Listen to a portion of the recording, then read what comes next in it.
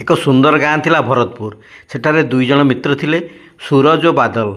दुहे छोट बेलू एका संगे पाठ पढ़ुले। सेमाने हसी किंबा कांदी भल किंबा खराब समय सब एका संगे रोते। सेमानक भली मित्रतार दृष्टांत पूरा गाँव में नथिला। दिने से जंगल को फूल तोड़ गले। जंगलटी बहुत सुंदर थिला। सेठी रंगीन प्रजापति फूलर महक आसूला। सूरज और बादल बहुत आनंद रे फूल तोड़ुले और जंगल सब सुंदर जगह देखुले। यह से बहुत खुशी देउथला।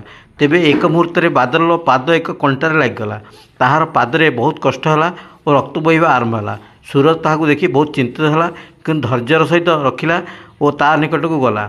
सूरज तार हाथ में थिवा अंजुल पानी और गाँ पाखे थिवा तुलसी और हरिडा गछर पत्र आनी मिसाई ग्रहण करिया परे रक्त पत्र को लगाईदेला। सूरज कांद कमिगला, से शांत है।